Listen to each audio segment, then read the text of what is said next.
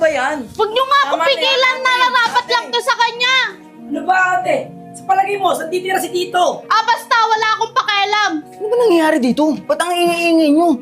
Rinig na rinig kayo ng mga kapitbahay sa labas. Magnanakaw ka, ilabas mo yung relo. Anong magnanakaw? Anong pinagsasabi mo, Jonah? Ilabas mo yung relo ni Papa. Anong relo ni Papa? Wala akong kinukuha relo ng Papa nyo. Yun na lang ang natitirang alaala sa amin ni Papa, sa amin magkakapatid. Kaya ilabas mo na. Tito, ang tagal ka namin pinatira dito sa pamamahay na to. Pati kami nanakawan mo. Teka, wala akong ninanakaw na relo, Jonah. At magsisinungaling ka pa. Kitang-kita ka ng dalawang kapatid ko, si Sam at si Daniel.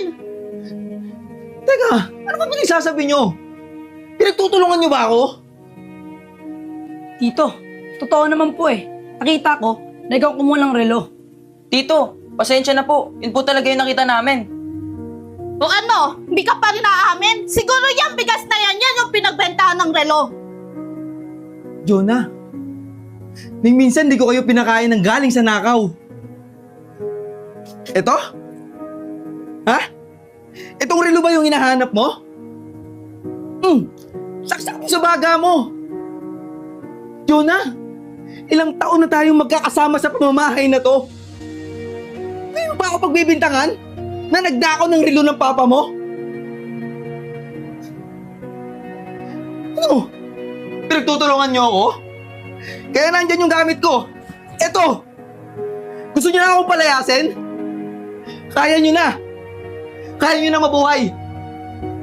Kaya niyo na dumiskarte ng pagkain niyo araw-araw! Kaya niyo na nang wala ako! Jonah! Ang mama niyo ang nagpalaki sa akin. Ni minsan hindi niya ako tinuruan na magnakaw.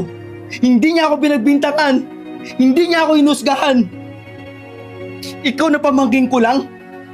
Yan ang isusukli mo sa akin? Sa lahat ng paghihirap ko sa inyo? Jonah, pinaaral ko kayo Minahal ko kayo. Binigay ko lahat na para sa inyo. Wala nang natitira para sa akin. Itong bigas. Ayan! Saksi yan!